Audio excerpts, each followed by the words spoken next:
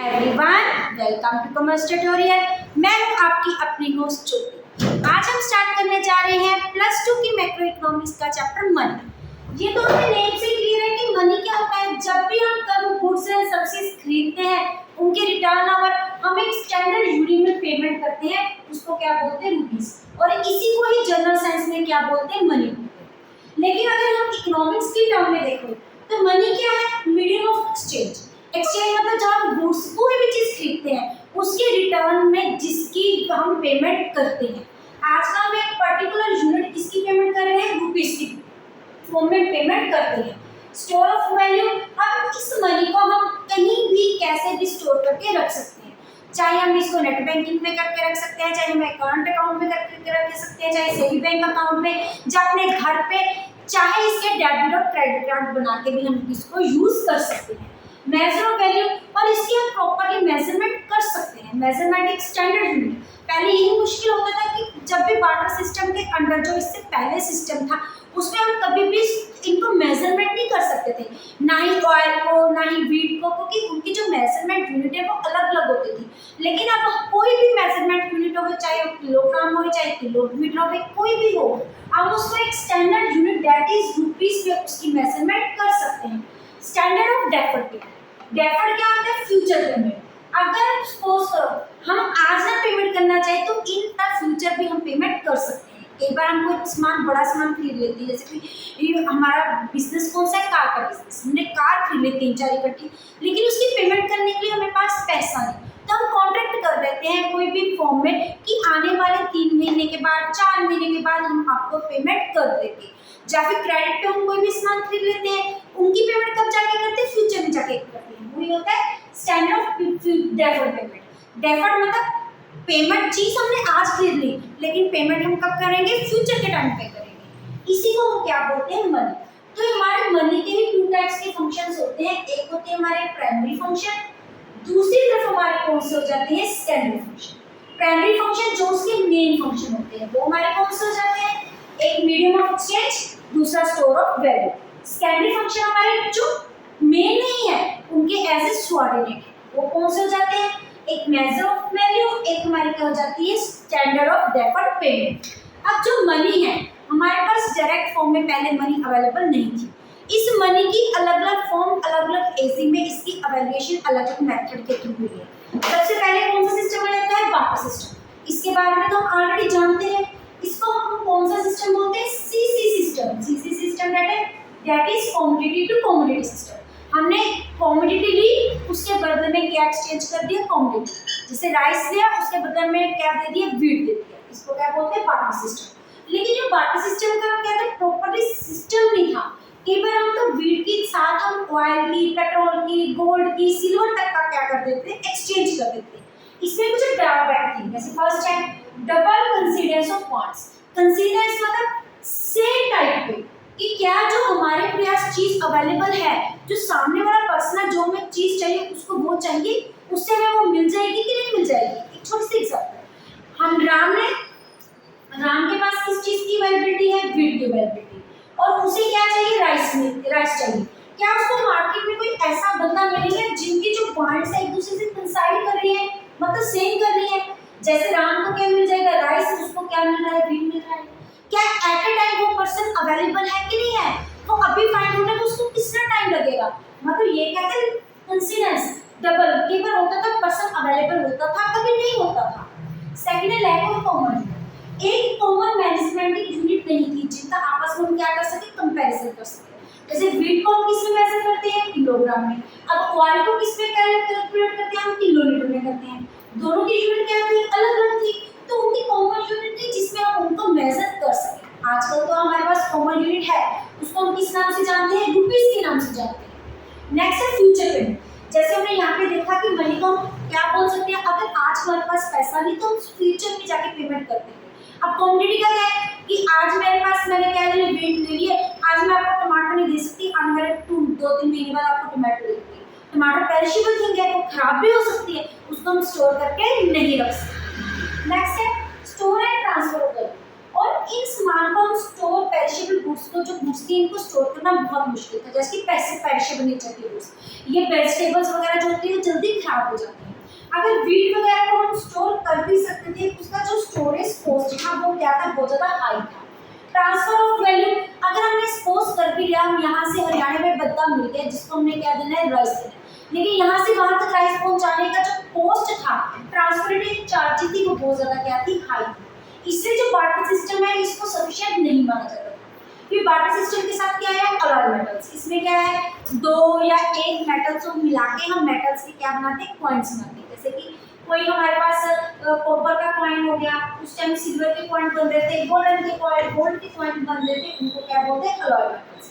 फिर उसके बाद क्या है कि पेपर मनी। पेपर मनी क्या होती है, जो पेपर की फॉर्म में होती है, 1 रुपये नोट, 2 रुपये नोट, और इनको अथॉरिटी, इनको और हम क्या बोलते हैं, लीगल टेंडर होते हैं, मतलब ये लीगली बाइंड होते हैं, आरबीआई द्वारा ये इशू किए जाते हैं और गवर्नमेंट के अकॉर्डिंग हमें इन्हें क्या करना पड़ता है, एक्सेप्ट करना पड़ता है। ये कौन से होते हैं, उन्हीं को बोलते हैं पेपर के पैसे। फिर आगे प्लास्टिक जो हमारे पास जिनको कैरी करना ईजी होता है। पेपर मनी का क्या है कि जब भी हमें एक जगह से दूसरी जगह पे जाना होता है तो पेपर मनी कैरी करने बहुत ज़्यादा मुश्किल हो जाती है, और उनकी इतनी हमारे पास स्टोर करने की हमारे पॉकेट में कैपेबिलिटी नहीं होती। फिर क्या है हमारे पास प्लास्टिक मनी में हमारे क्या जाते हैं, credit note, debit note most probably आ जाते हैं। हम क्या करते हैं, कार्ड कैरी करते थे, थ्रू उनके क्या करते थे, पेमेंट करते थे। अब आज का कौन सा सिस्टम है, E money, that is electronic money, और जिसको हम क्या बोलते हैं, कैशलेस मनी, जिसमें अंदर सारी की सारी ट्रांजैक्शन किसके थ्रू हो जाती है, ऑनलाइन थ्रू हो जाती है। जैसे नेट बैंकिंग हो गया, गूगल पे हो गया, ये सारे क्या आ गए, आजकल के ऑनलाइन सिस्टम आ गए, यूपीआई हो गया, ये सारे किसके अंदर आ जाते हैं, इलेक्ट्रॉनिक मनी के बाद। उसके बाद आती है फॉर्म्स ऑफ मनी। मनी कितने टाइप्स की है, मनी मेनली 2 टाइप्स की होती है। फर्स्ट है फाइट मनी, दूसरा है फिडुशियरी मनी। अब फाइट मनी को हम लीगल टेंडर मनी भी बोलते हैं। इसको लीगल टेंडर मनी क्यों बोला जाना चाहता है, क्योंकि लॉ के द्वारा प्रोवाइड किए जाते हैं कि हमें इनको एक्सेप्ट करना ही करना है। इनके में क्या आ जाती है, हमारी जितनी भी पेपर मनी है वो क्या आ जाती है, हमारी फाइट मनी आ जाती है। पेपर मनी में एक हमारे पास आरबीआई का रोल होता है, दूसरा किसका होता है, गवर्नमेंट ऑफ इंडिया, और हम क्या बोलते हैं, मिनिस्ट्री ऑफ फाइनेंस। जो 1 रुपये के नोट है and coins of all denomination वो किसके द्वारा इशू की जाते हैं, गवर्नमेंट के द्वारा इशू किए जाते हैं, और बाकी जितने भी पेपर के रुपीस होते हैं वो कौन इशू करते हैं, हमारे पास आरबीआई। ये लीगल क्यों होती है, क्योंकि इसको गवर्नमेंट और आरबीआई खुद टेंडर के थ्रू अपने लॉ के थ्रू इनको इशू करती है।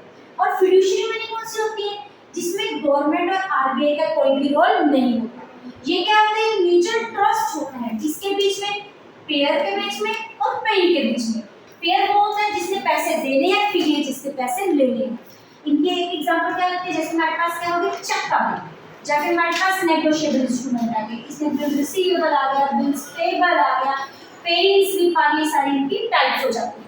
चेक क्या होता है, किसी पर्सन ने मेरे को चेक दिया, मैंने क्यों एक्सेप्ट किया, वो आरबीआई ने थोड़ा इशू किया है, ये तो हमारे दोनों का आपस में ट्रस्ट है, बैंक में जाएंगे उसको इन कैश करा के कैश में कन्वर्ट कर लेंगे, तो ये कौन सी होती है, फिडुशियरी।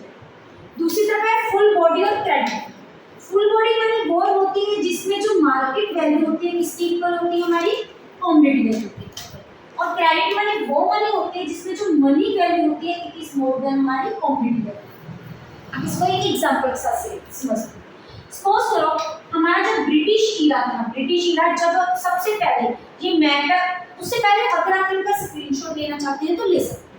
हमारा जो ब्रिटिश ईरा था, जो हमारा पहले टाइम था, कौन सा, मेटल्स का, जिसमें मेटल्स के कॉइन्स बनते थे, सिल्वर के कॉइन आ गए, गोल्ड के कॉइन आ गए, या फिर हमारी कॉपर, जब 2-3 मेटल्स को मिला के जो कॉइन्स बनाते थे। इनको बनाने में जो पैसा लगता था, क्वांटिटी, इनको बनाने में जो वैल्यू लगती है वो कौन सी होती है, कमोडिटी वैल्यू, वो बहुत ज़्यादा लगती है, क्योंकि गोल्ड के कॉइन्स जो होते हैं वो कॉस्टली बनते हैं, सिल्वर के भी कॉस्टली होते हैं, लेकिन जो उसके ऊपर, उसके फेस के ऊपर वैल्यू लिखी हो जाती है, जैसे कि एक गोल्ड का कॉइन है, इसके ऊपर क्या लिखा है, 5 रुपीज़, तो इसकी हमारी मनी वैल्यू कौन सी आ गई, 5 रुपीज़। मीन्स गोल्ड को जिससे बनता है क्वांटिटी वैल्यू वो ज़्यादा, लेकिन जो उसके ऊपर वैल्यू लिखी है वो कम। लेकिन उस टाइम पे क्या होता था, हम क्या सपोज करते थे, जो गोल्ड की कॉइन की वैल्यू किसके इक्वल है, उसकी face value that is 5 rupees. यही होती है जिस केस में हमारी मनी वैल्यू को हम किसके इक्वल मानते हैं, कमोडिटी वैल्यू के इक्वल, चाहे कमोडिटी को बनाने में जितना मर्जी पैसा इन्वॉल्व हो, लेकिन जब हम दोनों के वैल्यू इक्वलाइजेशन सपोज करते हैं उसको क्या बोलते हैं, फुल बॉडी मनी। इसमें हमारे क्या आते हैं सारे कॉइन्स जो किनकी हेल्प से बनाए जाते हैं, तो हमारी मेटल्स की हेल्प से बनाए जाते हैं। दूसरी तरफ हमारी कौन सी बनी है क्रेडिट, जिसमें मनी वैल्यू किससे ज्यादा ग्रेटर मानी जाती है, कॉम्पिटिटिव वैल्यू की। जैसे कि आजकल के जो पेपर मनी जो कौन इशू करती है, हमारी आरबीआई। अब पेपर है वो किसके बना हुआ है, कागज का। अब कागज के प्रिंटिंग पे कितने पैसे लगेंगे, 50 पैसे, 30 पैसे, इससे 50 पैसा, इससे ज्यादा नहीं लगेगा। लेकिन उसके ऊपर कौन सा नोट लिखा हुआ है, 100 रुपीज, तो उसकी वैल्यू है 100 रुपीज। मतलब जब 100 रुपीज की वैल्यू किससे ज्यादा होती है, कॉमोडिटी वैल्यू, जिससे वो बना होता है, उसको कौन सी बोली बोलते हैं, क्रेडिट। ये थी उनकी टाइप्स। उसके बाद हमारे आ जाती है सप्लाई। सप्लाई मतलब मनी की कितनी सप्लाई है मार्केट सर्कुलेशन में, कितना पैसा पीपल के पास है at a particular period of time.